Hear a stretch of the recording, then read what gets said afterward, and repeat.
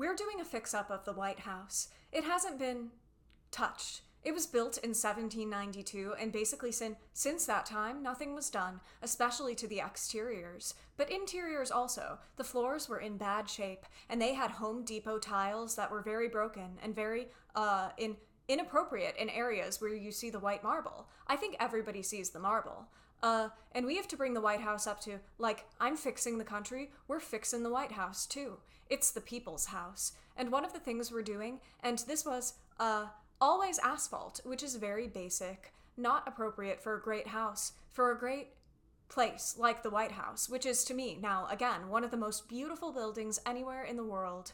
As you know, we stripped the paint off. That's many, many years of paint. And we stripped it, and we brought it down to its natural. We're doing the same thing on the other side. It's in the process. If you want, you can go over and look at it, but I think you see it. But we stripped it. We got rid of the asphalt here, and this is granite.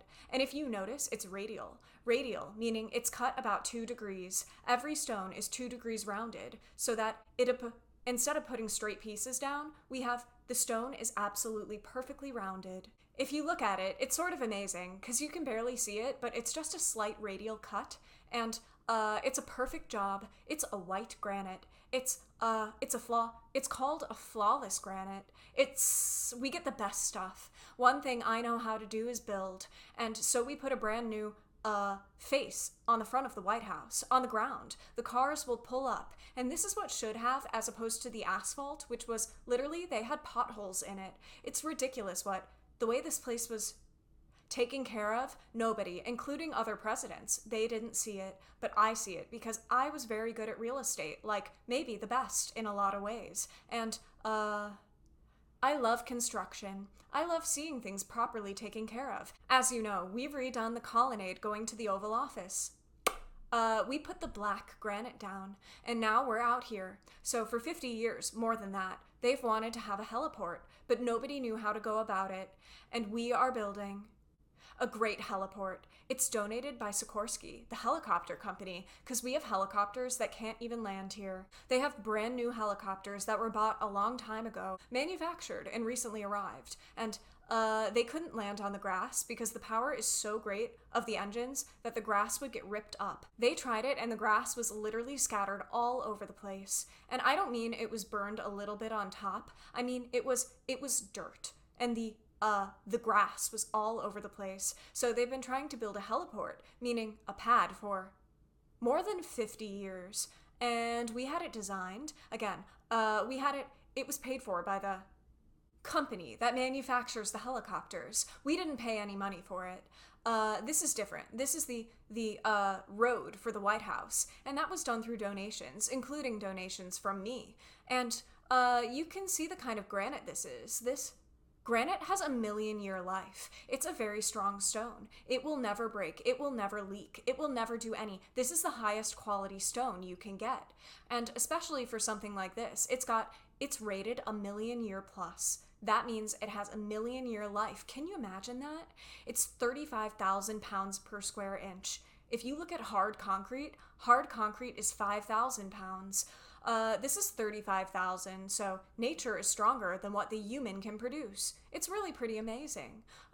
It comes from California, from a quarry in California, and it's a very special stone. This is also used, this carries on out into the helipad. The pad is out there now. It's very close to being finished. The hard work is done. The beautiful work is finished.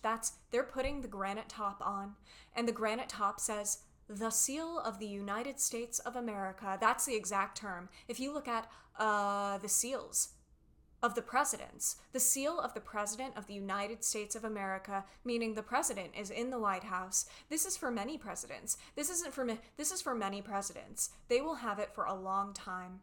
The other thing we could do, if you notice, we took up and we did one aspect, because we had a lot of slope on it, and I felt it was too much slope. It's a slope for the rain, but I felt it was too much slope. So rather than doing it and not really having it be the way it should be, because that will be used for other things, greeting visitors and lots of other things when helicopters aren't landing, it's now dead flat. We actually put a 1/2 of 1 degree slope so the rain runs off, but I didn't want to have the slope that they had. They had a slope that would have been like for a waterfall, not for rain. And so before we put the letters down, we lifted it and made it dead flat. Sort of reminded me of the Woolman Rink in Central Park. So it starts here, and this goes into the entrance of the White House, and this is pure white granite. Very high quality, and the highest quality. And again, when you hear that, 35,000 pounds per square inch, that's really powerful stone. That's stone that if you took a hammer and you started hammering right now all day long, you would not see where you hammered. I don't care how strong you are. You wouldn't see a mark on it, literally. That's the kind of power it is. So it's the kind of thing that should have been done. It's also 4 inches thick. Normally you'd get 1 inch or 1.5 inches. It's 4 inches thick. It makes it much more powerful because it's the White House. And this comes through contributions, donations, from numerous people, including me. And now we're gonna walk over and we're going to see this goes equidistant on the other side. And right over there, if you notice, is where the ballroom and military complex will be. And the military complex is gonna have a drone-proof roof. And you're going to have, on top of the roof, you're going to have drones, many drones, which will protect Washington, D.C. and will protect the White House. Very important. So let's take a look at the helipad, and we'll walk together if you'd like. The cutouts here are meant for stanchions, stainless steel. So they take that piece up, and they put a stanchion right here, because a lot of people, they have events, and over the years, they've just put stanchions here. They never had any place to put it. And so what you do is you take that in, and you put a stainless steel pole, and you have a stanchion. You have a rope line or whatever you might call it. And we picked the exact location where they've had it, but they were never able to do much with it because they weren't able to secure it. We put the stainless steel pieces in. They take it off, they put in a stainless steel rod, and they put the rope. I think before we go in, you might take a look at the facade of the White House. The facade was in very bad shape. It had never been touched before, other than some paint slopped on it. And we took it down to the basic. We took it down to the base. And again, we're talking about 1792. Much of this is up from 1792. There haven't been that many additions. And if you take a look at the stone, look how perfect the stone is. If you would have looked at it, if you noticed, some people notice. I noticed it every time I walked in. I noticed it 15 years ago when I came to the White House. I said, boy, the face of the building is in very, very bad shape. Big chips out of it. Broken stone. It was in very bad shape, and you can see it now. That's just a temporary cover for shade for the workers because it's so hot. But the canopy will go back on. So you look at the stone, you look at the columns, how perfect they are. They were so bad that when you looked up, you'd say, boy, those things are in bad shape. They had literally chunks of stone out of them missing, and now they're really in flawless condition. So it's very good, very proud to do it, enjoy it, and very proud to do it. Again, you have the facade, and this goes down here. The facade of the building connects in here, and the helipad, I think you'll be very excited to see. It's really something very, very special. Come on over here. This is a path leading with the same exact granite, very strong granite. You'll never see a crack in this granite.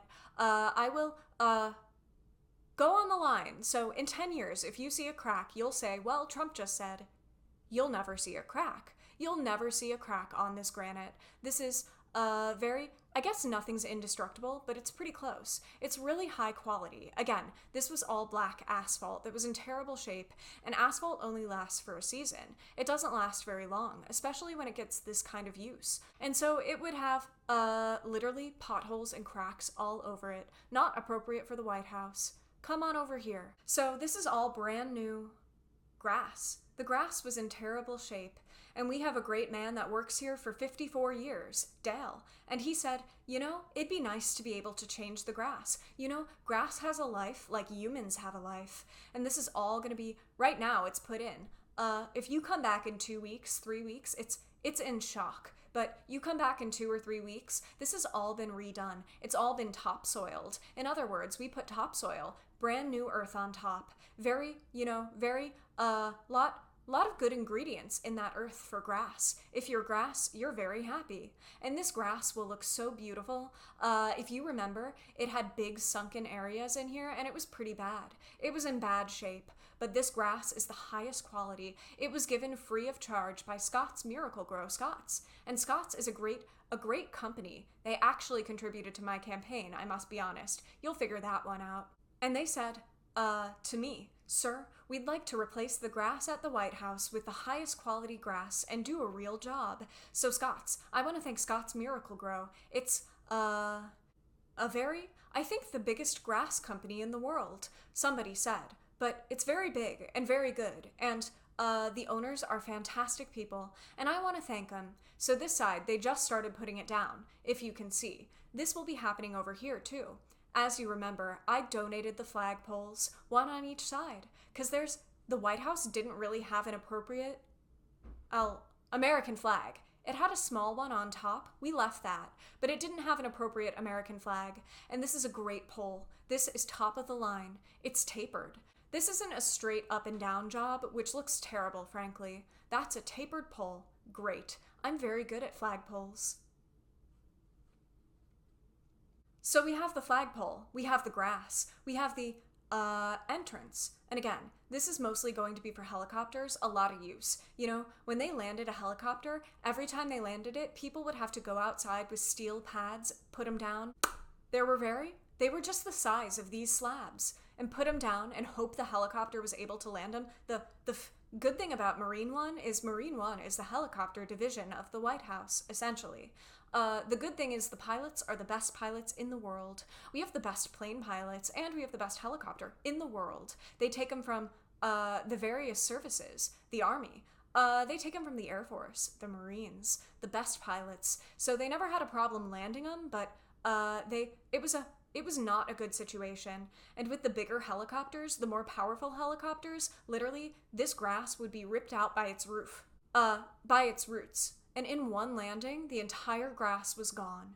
So what they did is when a president would be flown to the White House, they used different helicopters. I said, that's a pretty expensive way of doing it. So now with a helipad, we won't have any problem with the grass. Oh, thank God. That's what I was most worried about. The grass.